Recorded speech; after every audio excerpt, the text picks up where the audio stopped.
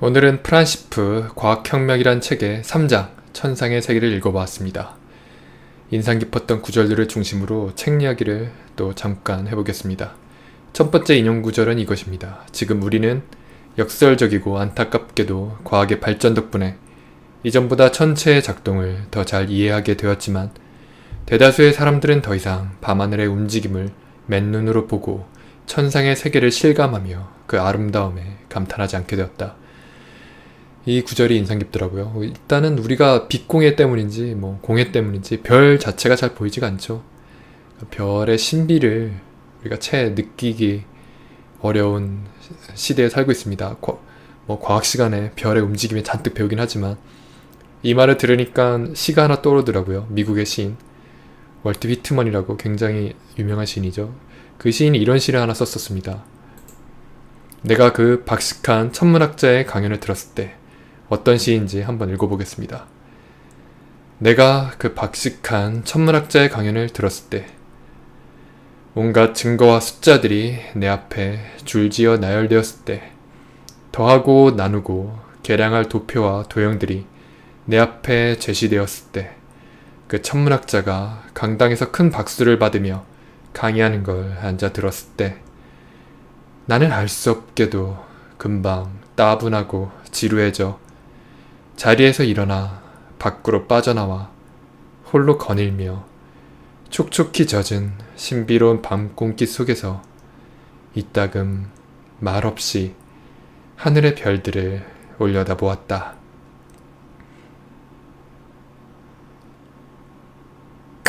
문과적 감성. 우리가 별을 분석할 줄 아는 분석적 능력도 있어야겠지만 별의 신비를 체감할 수 있는 시인의 감성도 있어야 되지 않을까 생각합니다. 두 번째는 이 플라톤의 얘기예요. 그러니까 행성의 운동이 당시에 되게 불규칙적으로 보였는데 플라톤이 이 불규칙성 뒤에 규칙성이 존재한다라고 생각을 했다는 거죠. 그래서 플라톤의 그 유지를 따라 제자들은 그 행성의 곱보기 운동을 설명하려는 과제를 이행하려고 했고 또 이 말이 천문학자들에게 2000년 넘게 영감을 주었다라는 거. 여기서도 플라톤의 위엄을 확인할 수가 있죠. 무슨 정치 철학 이런 데서만 대단했던 게 아니라 과학 철학에 있어서도 엄청난 영향을 미친 사람입니다. 정말 이 사람의 한 인간이 어떻게 이렇게 위대한 철학적 사고를 전개했을지 놀랍습니다. 게다가 이 눈에 보이는 불규칙성 뒤에 숨겨진 질서가 존재한다는 이 사고가 오늘날에도 다시 저명한 과학자들이 그렇게 생각을 하거든요. 예를 들면 데이비드 봄 같은 양자 물리학자, 지금은 돌아가신 분이죠. 사실 플라톤이 본 이 불규칙한 세계는 약과죠. 양자역학의 세계로도 가면 이때는 양자역학은 당연히 아무것도 몰랐지만 양자역학은 정말로 우연성이 지배하잖아요. 도저히 알 수 없는 세계. 리처드 파인만은 양자역학은 이해할 수도 없고 안다라고 누가 감히 안다라고 말할 수 없는 영역이다라고 할 정도로 양자역학이라는 세계는 확률의 지배가 되는데 데이비드 봄은 그게 접힌 질서와 펼쳐진 질서 이런 개념을 써서 그 안에 불규칙적으로 보이는 확률적으로 보이는 그 뒤에 사실은 접힌 질서가 있다라는 이야기를 했습니다. 그러니까 길게 보면 다시 플라톤의 사상이 양자역학자에게도 연결이 되고 있는 거죠. 데이비드 봄이라는 위대한 양자 물리학자에게까지. 새삼 놀랐습니다. 플라톤.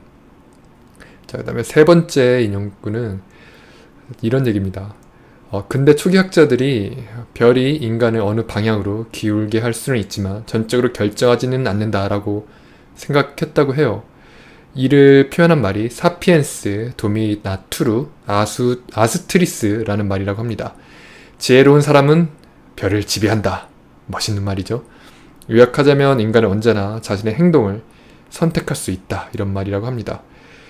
비록 우리가 완전한 자유의지를 발휘할 수는 없지만 외부적인 영향이라는 게 있으니까 환경의 영향. 하지만 그럼에도 불구하고 지혜로운 사람은 별을 지배할 수 있는 힘이 가지고 있다. 인간은 그러니까 자유의지를 가지고 있다. 이렇게 봤다는 거죠. 근데 이게 흥미롭게도 저자가 아주 잘 포인트를 딱 집어서 설명을 해줬는데 현대 본성된 양육 논쟁 이거가 좀 비슷하다는 거죠. 근데 역설적이게도 현대인들은 자유의지를 우선시한 선조들의 관점을 까맣게 잊어버린 듯하다는 것이다. 날카로운 한마디인데 오늘날 오히려 본성 그리고 자유의지보다는 결정되어 있다라는 게 더 우세하잖아요. 특히 신경과학자나 이런 데서는 심지어 자유의지가 없다라고 말하거든요. 책도 있습니다. 알라딘에 쳐보시면 자유의지가 없다를 주장하는 책도 있고 그 저자가 동영상으로 찍어서 올려놓은 영상도 있습니다. 우리가 심지어 뭐 그 사람은 왼손 오른손 자기가 물건을 어느 손을 들어 올릴 것이냐 영상 앞에서 오른손을 예를 들면 들어 올린 다음에 뭐 이것조차도 자기 자유의지가 아니다 뭐 이런 식으로 설명하는 영상이 있고 제가 그 영상 때문에 흥미로워서 책도 찾아본 바가 있는데요. 그러니까 그 결정론이 우세한 거죠. 오히려 뇌과학이나 뭐 신경과학 이런 쪽에서. 근데 글쎄요. 저는 이 근대 초기학자들의 얘기에 더 동의합니다. 현대과학자라고 해서 다 또 그런 결정론을 동의하는 건 아니고 이름이 뭐였지? 어떤 분은 인간의 자유의지도 진화한다라고 주장을 했거든요. 이 양반이 이름을 대면 아는 되게 유명한 또 현대 의식에 관한 연구자인데 아무튼 그분은 자유의지가 완전하진 않다. 우리가 100% 완전한 선택에 의해서 자기의 행동을 하는 건 아니다. 하지만 그 자유의지를 발휘할 수 있는 힘이 계속 넓혀나간 거, 높여나간 거 이것이 바로 진화의 방향이었다라고 하는데 저도 대체로 그런 의견에 공감하는 편입니다. 그 다음 인용구는 케플러에 관한 얘기예요. 케플러는 근대 초기에 당연시되었던 학문 연구의 총체성을 대변한다. 신학 연구와 과학 연구는 분리되어 있지 않았다. 물리적 세계를 연구한다는 것은 신의 피조물을 연구한다는 것이었고 신을 연구한다는 것은 세계를 이해한다는 것이었다. 이 구절은 제가 얼마 전에 플레이했었던 게임 플레인스케이프 토먼트라는 게임이 있거든요. 그 게임이 떠올라서 한번 인용 구절을 가져왔습니다. 왜냐면 그 게임에서는 되게 신적 존재가 등장하는데 그 게임에서 자기를 이해하는 게 세계를 이해하는 거고 세계를 이해하는 게 자기를 이해하는 거거든요. 굉장히 철학적 게임이죠. 그 게임의 구도가 전체가 그렇게 형성이 되어 있었습니다. 아주 멋진 게임이었는데 바로 그 게임이 떠올라서 한번 가져와 봤습니다. 그 다음은 이제 뉴턴의 얘기가 나오더라고요. 뉴턴이 만유인력 법칙을 발견했다는 건 뭐 모두가 아는 아주 유명한 사실이죠. 근데 그걸 발견했을 때 모든 이가 기뻐하지는 않았다고 합니다. 왜냐면 인력 개념을 부활시키면서 사실은 이 뉴턴이 만유인력 법칙을 중력으로 설명하기 전에는 물질, 어떤 입자 이런 걸로 설명을 하려고 했다가 갑자기 뉴턴이 눈에도 보이지 않는 힘을 들이대니까 야 이러면은 아리스토텔레스의 그 뭐 숨은 속성이나 자연마법의 공감 속성 뭐 이런 이상한 신비주의적이고 약간 뭐 이단적인 걸로 돌아가는 거 아니냐 이런 생각을 했다고 해요. 그래서 17세기 후반 자연철학의 최첨단 연구 동향은 보이지 않는 입자들의 역학적 작용이란 측면에서 중력을 설명하려고 했다고 해요. 근데 뉴턴은 오히려 다시 과거로 되돌아가려는 듯 보였기 때문에 반발을 샀던 것 같아요. 그래서 뉴턴 옹호자들은 중력은 단지 물질의 근본적인 성질이라고 주장한 데 반해서 뉴턴 자신은 정말로 중력의 원인을 찾고 싶어 했다고 합니다. 근데 이것도 저는 또 참 신기한 게 그러니까 이때는 무조건 뉴턴이 맞는 거죠, 사실. 뉴턴이 맞는데 다시 오늘날에는 과학자들이 중력자를 또 찾으려고 하지 않습니까? 아직 발견도 안 됐지만 중력장은 얼마 전에 찾아서 뉴스 엄청나게 크게 났죠. 위대한 발견으로 중력장을 관측한 거. 근데 중력장을 관측했다고 해서 또 중력을 매개 한다라는 그 가상의 입자인 중력자를 발견한 건 아니거든요. 근데 가설상으로는 존재한다고 여기고 있고 그거를 찾기 위해서 엄청 노력하고 있는 거 보면 이 뉴턴에 반발했던 세력이 아주 틀린 건 아니에요.